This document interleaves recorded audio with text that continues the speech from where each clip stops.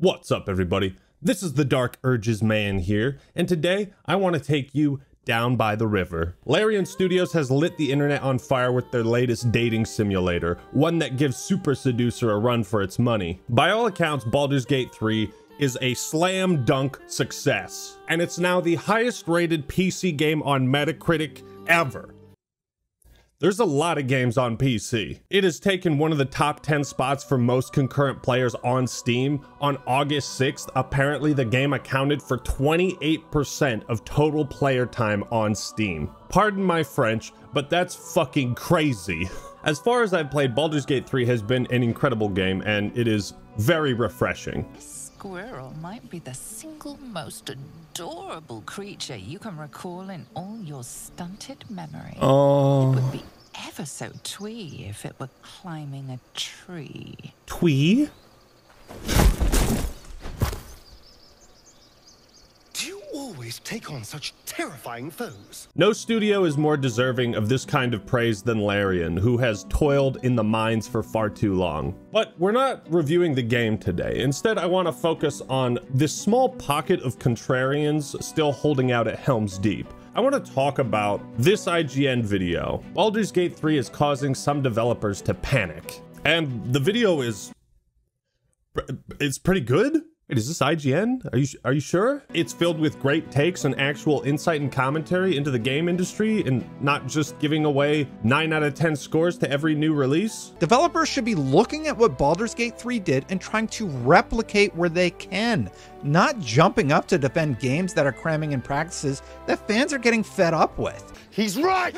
But there's this sentiment going around that Baldur's Gate 3 it's just an unreasonable standard for AAA studios to meet. So we're gonna talk about that, because ladies and gentlemen, the companions in Baldur's Gate 3 are an irresistible thirst trap.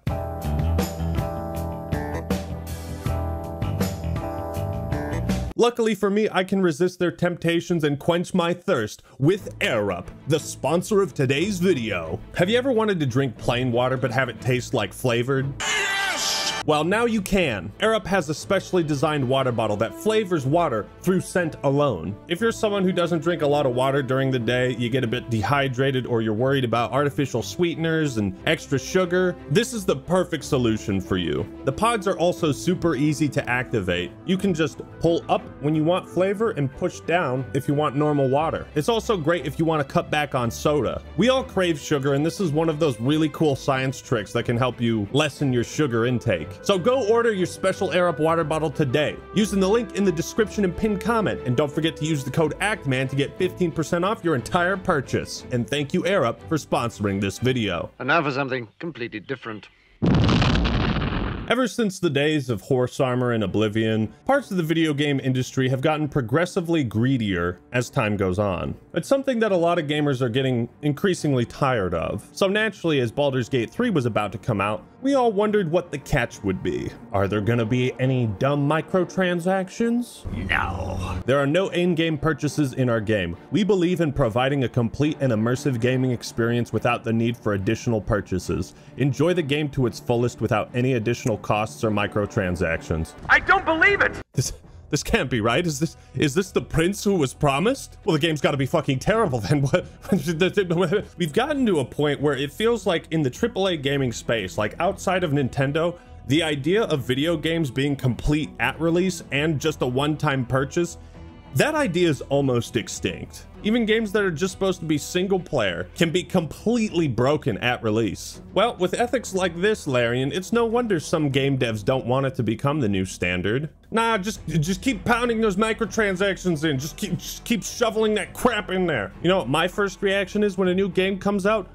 Where are the slot machines? How can I gamble more money? I think the industry deserves a game like Baldur's Gate 3, and we deserve a developer like Larian. The biggest problem with microtransactions and in-game purchases is that it always affects the core gameplay, usually in a negative way. Sometimes companies end up implementing anti-player design to then charge the players to make the game better. less tedious, or more customizable. Think about how Halo Infinite took away your ability to choose your own colors in order to sell that back to you. Like try to imagine Baldur's Gate 3 as a live service game with a battle pass. Jesus Christ. Okay, well, now Larian has to figure out ways to provide continuous content, so they likely come up with easily copy and pasted content and quests for new seasons. You know, how do players unlock tiers in the battle pass? How do you incentivize them to spend more money? What do you put in the battle pass to make it worth completing? On and on the questions go. You see, without a live service or a battle pass, Larian doesn't have to mold and shape the game to fit that puzzle. All they had to do was focus on making the best video game possible, and I think they've done a bang-up job. And then the other thing with in-game purchases is you now have to take content out of the game that could have been unlocked by simply playing it, and you now have to resell it, right? Another thing that really makes Larian's games stand out as RPGs is that they don't really make filler or fluff. Quests aren't handled like a checklist of chores and activities to just keep you busy for no other reason. But let's go into this topic of Baldur's Gate 3 being so unbelievably good that nobody else can make a game this good ever. Please, please, please put some thought into it before you proclaim this is what AAA gaming should be moving forward. 6 years and 400 plus people with insane funding due to the IP having given BG3 a big boost. It's truly unrealistic to expect this on a regular basis. And then some guy from Larian came out of the woodwork and was like, what funding? Just to be clear, Larian didn't receive funding from Wizards of the Coast to use the Dungeons and Dragons IP. Quite the opposite. They paid a licensing fee to use it. There are like standards and practices they have to follow with this IP. So it's even more encumbering than just making a new game based on an IP they already own, which makes it even more impressive. Then he goes on to double down after being called out. Clearly funding wasn't the right choice of words here. Replace that with budget, knowing that an IP with the legacy of this one is going to sell. What? This just perplexes me. Are you talking about the Dungeons and Dragons IP? Because most people associate that with the tabletop board games. Are you talking about the Baldur's Gate IP? Because the last game I heard about Baldur's Gate was Dark Alliance 2 in 2004. I reckon most people prior to this hadn't heard of Larian Studios and had never heard of Baldur's Gate before. What's also funny about this tweet and the situation in general is that people are proclaiming this isn't what AAA gaming should be. Yet another game recently came out that also had 6 years of development, a team 22 times bigger than Larian, with funding from a company that made $7.5 billion last year. And yet nobody is saying that game is creating an unrealistic standard. Why is that? Why is that? If you have the tools, the people, the means, and the funding, then you should strive for greatness. I don't understand why people think otherwise. You know, what are they actually thinking? Don't let this become the new standard because we can't make games that good. I think it's pretty clear what the difference in priorities is between like Larian and Blizzard. Blizzard is like trying to make money, and Larian knows they're gonna make money if they just make a good video game. When you're at that level, you don't have to try to make money. Just make a good product. Like a lot of people, I'm deeply excited about what the lovely folks at Larian accomplished, but I want to preemptively push back against players taking that excitement and using it to apply criticism or a raised standard to RPGs going forward. Wouldn't it be great if Bethesda held this standard to Fallout 76? Wouldn't that have been great? What are you trying to say? Stop complaining about AAA game developers that get away with releasing half-baked shitty games? Just accept bad trends and shitty practices amongst the industry? Why wouldn't the best rated PC game of all time not raise the standards? This is not a new baseline for RPGs. This is an anomaly. Trying to do the same thing the same way, especially without the same advantages, could kill an entire group of studios. What advantages? The advantage of talent? Hard work, foresight, uncorrupted morals? These are things Larian has and all these other studios can easily attain. Baldur's Gate 3 is not an anomaly. It didn't just spring out of the ground. This isn't Larian's first game. They've been making top-down RPGs for over 20 years. Baldur's Gate 3 is simply the culmination of all that work, of all they have learned, on an engine they've been working on for many, many years. Baldur's Gate 3 is the culmination of a series or genre in the same way that Elden Ring and Smash Bros. Ultimate were. These aren't anomalies. These are really good games made by competent studios with a clear vision that have worked tirelessly to perfect their craft. They are efficient and smart with their work, constantly building upon what they did last. Larian is super familiar with the engine used to make this game. The controls are the same as Original Sin 2. So much of the base work was already done years prior. But unlike Divinity Original Sin 2, one of the craziest advances is that apparently all of the scenes have been mocapped. Whereas in Original Sin 2, you just had to imagine what characters were doing. Again, it's a pretty funny comparison because that's the same type of storytelling Diablo 4 is doing.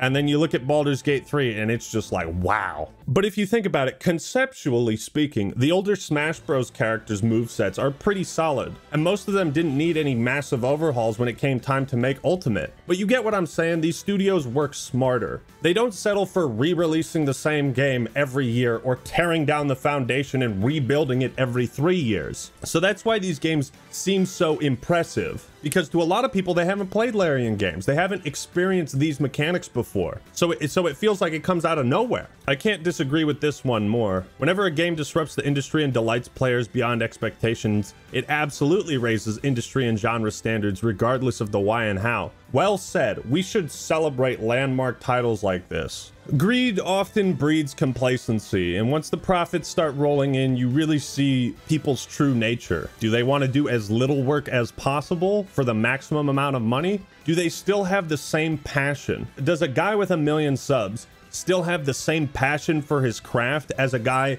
with 1,000? You know what I mean? Larian serves as a very good example to other developers, I would say. This is a great thread about why using a singular game to set expectations for everyone developing titles in a genre isn't useful and is instead foolhardy. This is one of those statements that 5 years from now is going to be looked back on as really fucking stupid. It's going to be looked back on as those people when cars were first coming out, they were like, cars aren't going to replace horses. That's foolhardy. People that cling to the old ways when something objectively better comes along, right? You could probably say the same thing about Mario 64 when that came out and revolutionized 3D games and platformers. I'm sure there was a bunch of people back then saying, well Mario 64 is an anomaly. You can't expect other studios to be able to accomplish this. You can't apply this standard to other platformers. It's not fair. That's not fair at all. Here's the thing, right? Wouldn't a company or a person genuinely passionate about their craft want to compete with Baldur's Gate? Competition breeds improvement. It creates better products and we all win in the end. Complacency seems to be what some of these devs are advocating for, or at the very least admitting they work for a studio that doesn't prioritize making good products as much as they should. I get what they're trying to say though, right? Don't expect every quarterback to be as good as Tom Brady, but every quarterback should try to be as good as Tom Brady. I don't know a single game dev who has conveyed this sentiment about BG3. Instead, I've heard devs ask folks not to use the great things achieved by this team as a weapon to use against other devs. Now, this is the actual argument I think some of them are trying to present, right? Remember how obnoxious the PlayStation fanboys would get when they compared every video game ever made to The Last of Us 2? Yeah, nobody should be doing that with Baldur's Gate 3. The one or two devs they were quoting were talking about how you shouldn't be expecting every RPG studio to be making games on the scale of BG3 because not every studio has the time, effort, or manpower. Yes, but some studios do have the time and manpower. They just don't put in the effort. Nobody is saying Johnny Game Developer and his 2 college dorm roommates should make a 100-hour masterpiece RPG as their first game.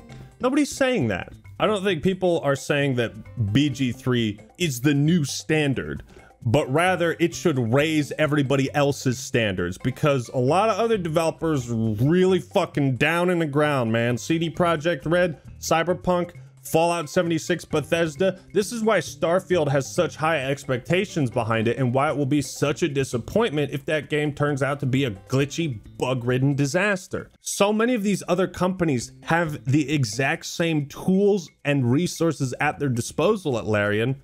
They just make terrible products. So yeah, this is what AAA studios should strive to achieve. And it's fine if they don't. But if they try, then they'll probably make a good RPG. Cyberpunk is a prime example of why everyone's standards should be higher. It's a wake-up call for a lot of these other developers, I hope. Larian has had such an underdog story that it's so cathartic to see them succeed because 10 years ago, they were raising funds for Divinity Original Sin through a Kickstarter program. This is a studio that risked bankruptcy in the name of quality. So at the end of the day, I think a lot of gamers have also woken up when they see what we've been missing for a long time, or at least what has become so rare in the industry, a game released by a studio that has no intentions of selling you something beyond that initial purchase. A game that works and is complete at launch. Baldur's Gate 3 is just an amazing game, and we should all be celebrating it. It is the prince who was promised, and hopefully it sends shockwaves across the industry. Should we compare every new RPG that comes out to Baldur's Gate 3?